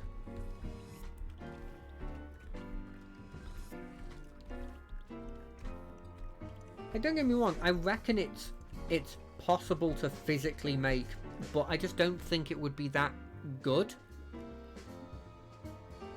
It's one of the things that it's like, you always got to be thinking like, is it? But like, why would I go this over anything else? You know, I reckon there's an item you can get in this game that summons a turret, and I don't think it appears if you already have some tool weapons, because I haven't seen it appear at all, and there's at least 3 of them. There's one for like each rarity tier.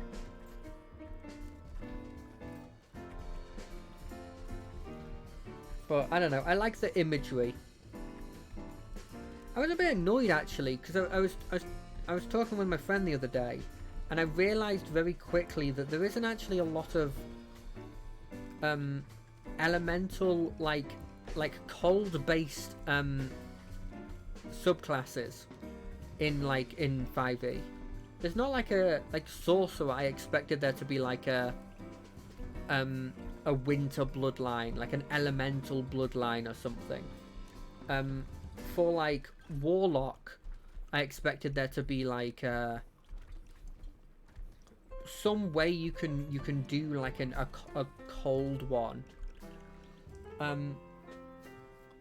no, there's not a single one.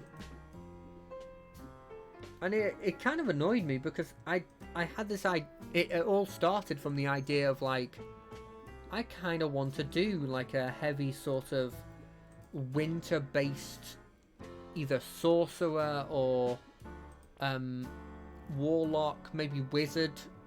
Probably not wizard. I don't really like wizard. If you watch my earlier stuff, you'd know I don't particularly care for wizard. But I thought like this would be a kind of like, for lack of a better word, cool character. And I don't know, you just can't really... You can technically play like Dragon, Sorcerer, White Dragon. But that's really it. What's Treachery? What have I done? I don't think I've done anything treacherous, at least recently. What, did you run out of like backup sheets on Roll20 or something? Oh, you don't like that? I don't like wizards. Oh, okay, well. You like bards, so you know. You're a fan of bards, so you know. Does your opinion matter on this thing?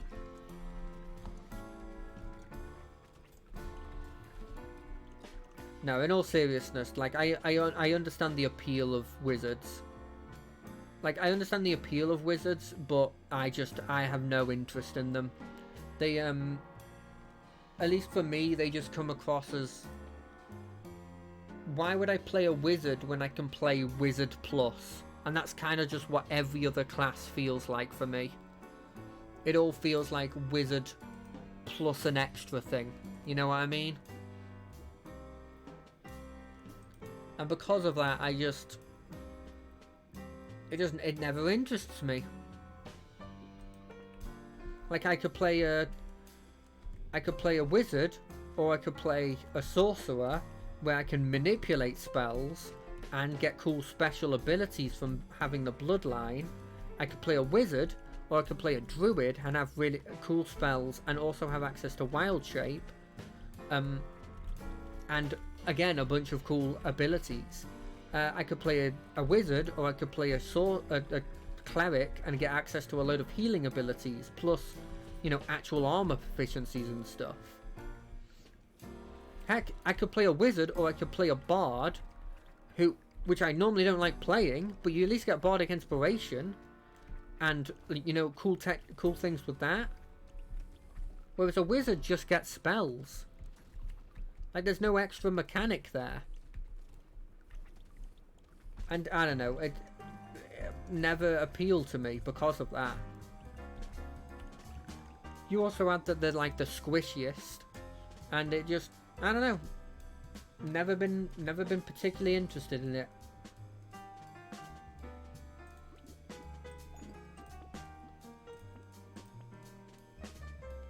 But I don't know. I think there's a lot of people who play wizards, so I'm probably in the minority by saying it, but just never liked them. But yeah, there wasn't like any form of cold related ones, and it's a shame because there's a lot of cool cold spells. I was saying this to my friends before, but like I kind of feel like, and this could be like a, I don't know, a bad take or something, but I kind of feel like cold should have been the fourth element, because there's a damage type related to every element except for water. It feels very much like the water one got put to the wayside, and because of it for me felt like it was always this like the black sheep of the elementals. Whereas if they had changed water to cold, and it was the elemental plane of fire, earth, ice and air, I think it would have been a lot more interesting. I think it would maybe have done better. But I could be completely wrong here, because this is, at the end of the day, just my opinion on this stuff. And I freely admit that my opinions are not great. Let's summon another turret. I think it's better to have, when I'm given the option to get another one of these weapons, I think it's better to just combine the weapons I already had. I don't know if this is the right strategy, but it's the strategy I've sort of been going for. Because I think the explosive turret with its AoE makes it better than having two regular turrets. No, I mean, don't get me wrong. If you come back and you've made a wizard paladin, I wouldn't be surprised. I mean, you have this very good ability to sort of make very cool and interesting builds from just like a concept that you have. I mean, literally in the campaign that we haven't even started yet, like you've made 3 characters that have all been really interesting, like builds that you've decided. I don't know. I'm just telling my opinion, mate. I'm just telling my opinion.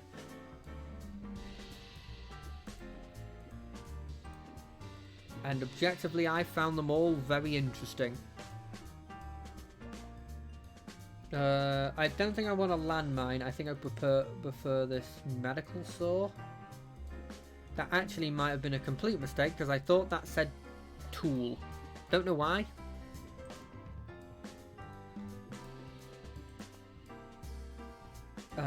Dodge.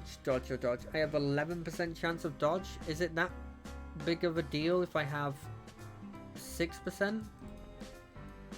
Yeah, but like you're able to make your concept also feel like it's very powerful, which I think is definitely a skill. I don't have particularly interesting concepts. I'm not going to get at people for concepts. Look, the average person does exactly what I imagine both of us do, which is that they take from media that they like and they go, I want to play this character. And then they add their own little bit of flair to it.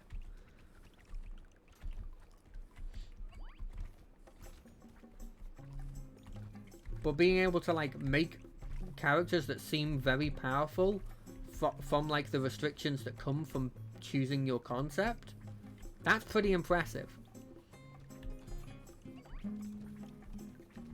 At least in my opinion. Not something that I've particularly been confident about. Yeah, I don't really feel like I know the strategy a lot of the time with this, but I am having fun with it. This one's fun to play, by the way.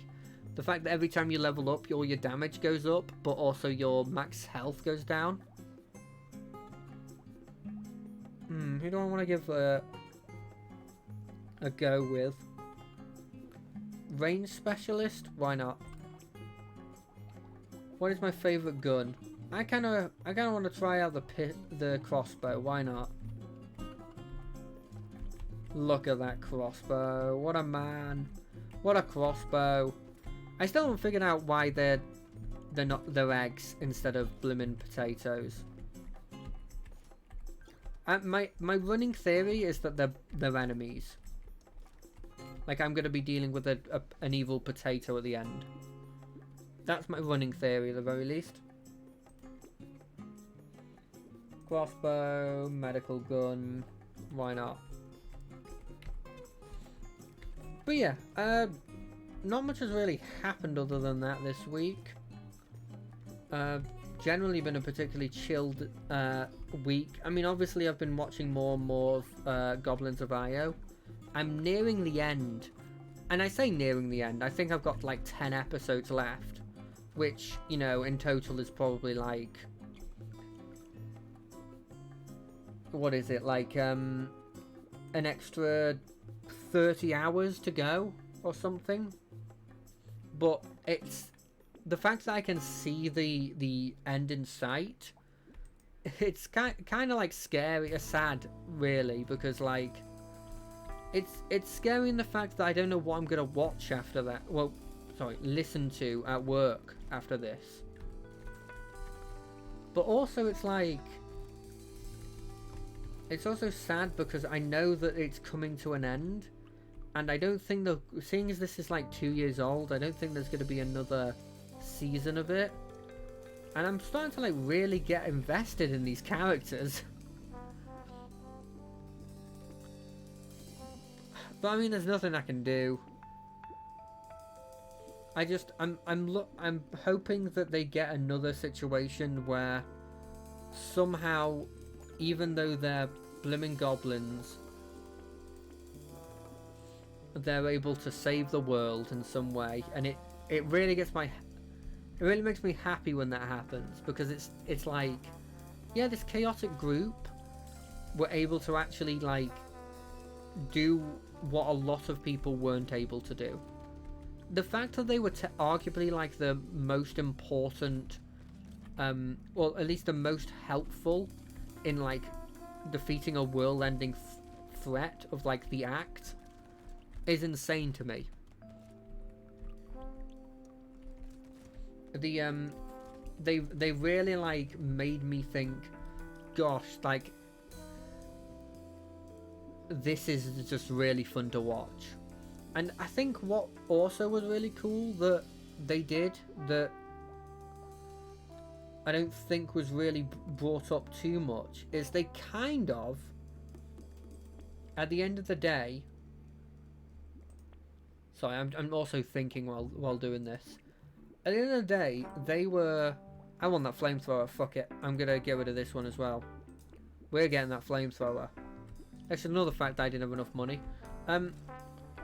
What I really like about it is that they very much stick to it, and they're always improving, right? Constantly, it's all, well, obviously all D&D is improv, but what I mean is that there are obvious story beats that are put in that they just go, nah, that's not what the goblins would do. And I think the longer it's gone on, the more I feel like they've actually got invested, which has been really cool as well. Sort of finding the limit of like, let's be annoying, but not too annoying that it pisses people off. You know, that kind of level. So yeah, you know, there's a part of me that's like kind of scared that the other stuff that is in the world, like Act 1 of World of IO, I'm not gonna like as much. I've seen some of the characters in the crossover, and like Astral Academy simultaneously, the characters didn't seem incredibly interesting, but also it's the one weirdly that I want to watch the most, just because it has a lot of crossover with goblins, and I kind of want to see how they react. And I don't know, it'd be funny. But I don't know, it's weird. A lot of systems he adds. I tell you what, this is one of a big amount of praise that I'll give Brett, is he adds a lot of systems into his game, and initially I thought, oh, this is going to get too overly complicated and I'm not going to like it, because he's going to be adding so many different systems that it barely looks like D&D anymore. And then when I was watching him go through it, I realized very quickly that it's only the very, very properly like good systems that everyone seems to get. Let me think about this and not just fucking mince all my words constantly. It's only the very, very popular mechanics that last longer than a couple sessions. And I saw this very much in like in the hardcore series that I watched of Lost Mines of Phandelver. He added a system that was like the sanity mechanic. I think it's technically an optional rule in D&D anyway. But he added like the sanity mechanic of like, if you see something really bad, you have to like take a sanity check, and if you fail it, you're like, something happens to you, like you get stunned or something, right? And he added it, and I was like, this is cool, but I don't think the group is particularly interested in it. And immediately next episode, it's completely forgotten of. They never do it again. And I think that really, like, made me realise that, okay, he actually has his finger on the pulse of, like, what his group actually likes. Now, I'm not sure if there's much, sort of, like, behind the scenes stuff that he was doing at that point to sort of ask them if they were having fun or something. But it very much felt like he did one session, it was in there, they didn't really jive with it, they didn't particularly hate it, like there was no one going, I hate this mechanic, but also there wasn't anyone who was like actively looking out for it or anything. And then very quickly it was like, well, cool, then that mechanic's gone. You know, it was literally like the next okay, let's get rid of the crossbow. It's like it didn't even last really. Like he realized it and he was like, yeah, it's gone. And I really appreciate that.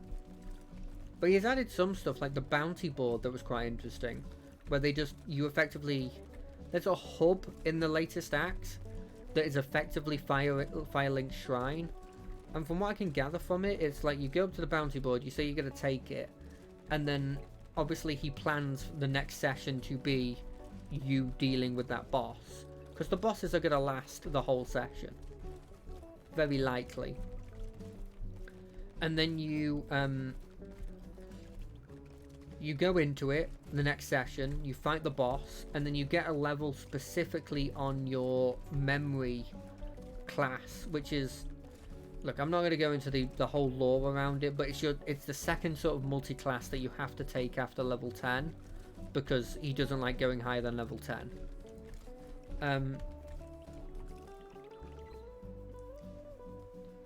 And so initially I was like, is this going to feel like a bit too gamey, and like I'm not going to find this particularly fun.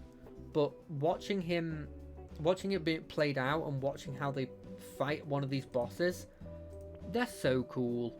The bosses are so freaking cool. We've got a lot of guns here. Is there any of these guns that I don't want? I'll get rid of the piercing one and replace it with this. And then I'll lower my dodge even more, why not?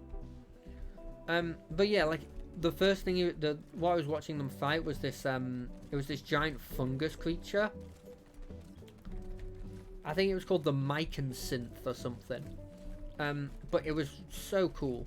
Like the fact that he's added this bonus action sort of scan ability, where you can scan for, like, initially you know nothing, like you don't know the initiative of his of any of his attacks, you don't know any of his abilities, and then you can bonus action scan,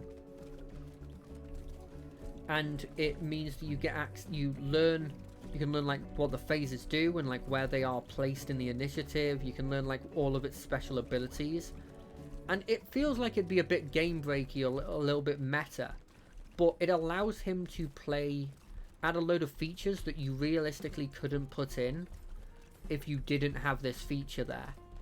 So a lot of like MMO style abilities, right, that normally you couldn't put in because they wouldn't know, like, they wouldn't know that, oh, they've got to dodge this, or there's a trigger for this that is over here. And because of that, I think the scan system really, really comes into its own because of it. So, for example, there was a phase of this Myconsynth fight where when it hit 200 health, it would like on its next execution phase, which, by the way, he has like multiple phases that are on different initiatives. Another really interesting thing that I think is really cool.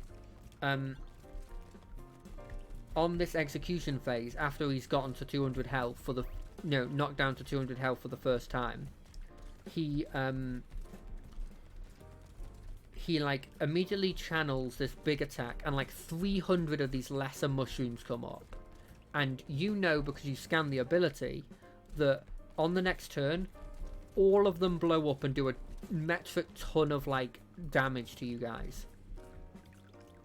And so what you've got to do is you've got to make areas in the arena that's completely covered in these exploding mushrooms. You've got to make areas in the arena on your turn to be safe from the explosions, because they only do a 5-foot explosion. And it was really cool listening to the people like constantly strategizing and stuff about, okay, like you cast Shat over here so that we can stand over here, and then you can use your turn to do X, and then I can do this, and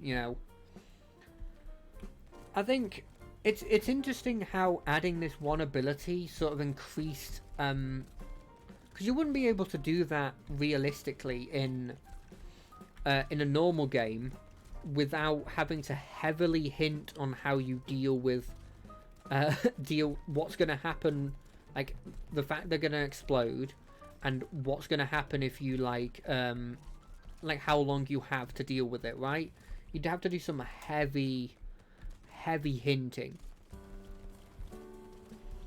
And then like other parts where like it had a turn called a conjure turn, where it summoned these little mushroom people that had no attack at base, but they rolled randomly and they gained a buff that they had, and also that they gave to the boss. And one of them being like, one of the options were like, it's a turret and it can shoot. But you'd never be able to know what they're giving to the boss unless you had this scan ability. And so that goes back to the fact that why I feel like this ability sort of had a lot of uses in making it so that you can do these sort of like these interesting like abilities. And I don't know if it's right for every game, and I'm not a DM, so I don't know if it's particularly good for the DM, but I did find it very, I found it very interesting as a concept, and I think it has made his fights, because I think a problem that like big boss fights have is, I feel like legendary actions, although they're really cool, they feel a bit like they take you out of the game a bit, because it interrupts your like the normal way you're playing, and just goes, actually I'm gonna sneak in here and do an attack on you.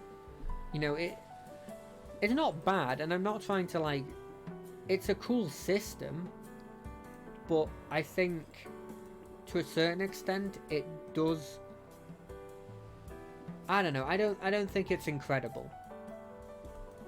And so this sort of system means that at least to a certain extent, if you scanned everything, what you're going to be dealing with, and so it's on the initiative, and so it doesn't feel like, I don't think it feels as bad. I think the scan ability, and by proxy the MMO style abilities, I don't think you should put in every game. I think the ability of like having bosses, instead of having like a load of stuff they can do as legendary actions and and lair actions and stuff, although I do quite like lair actions, having it that instead of doing that, you instead do hold on a second. let me just pause. Instead of doing that, you instead do it where like they have multiple turns on the initiative. I think that ability has legs. That thing has legs. I think that is something that I think if I ever DM'd, I would do. Admittedly, at higher levels, I'm talking like you have to be either very heavily geared up or like at level 10 or something, right?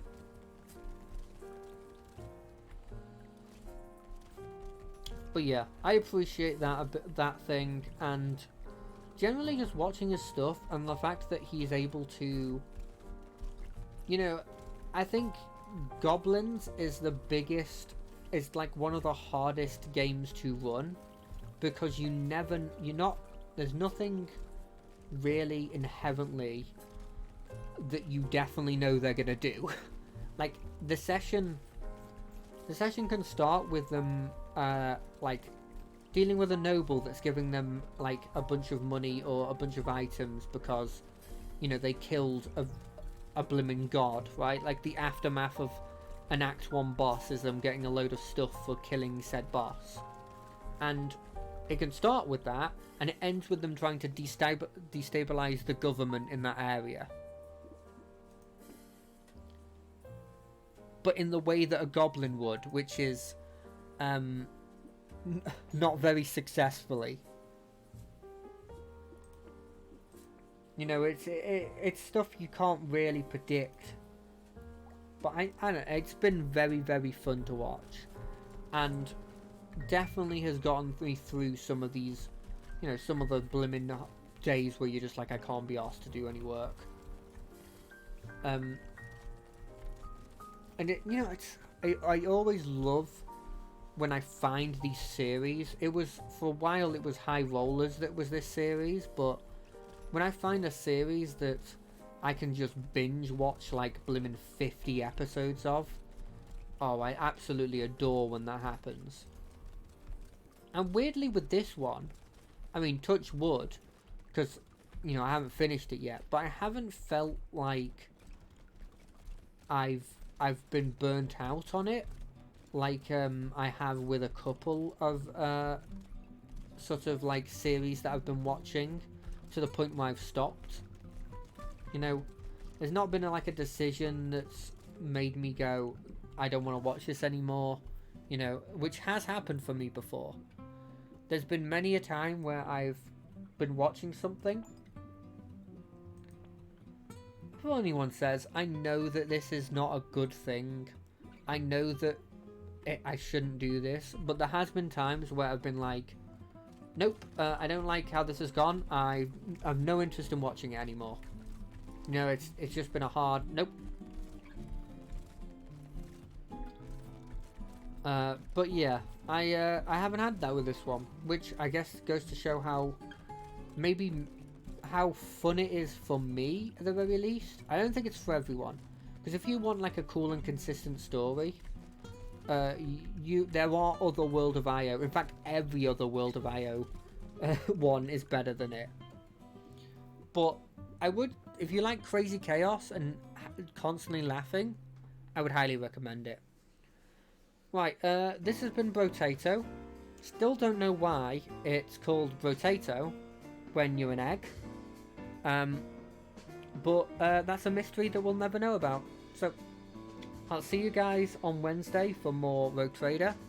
But for now, this is me.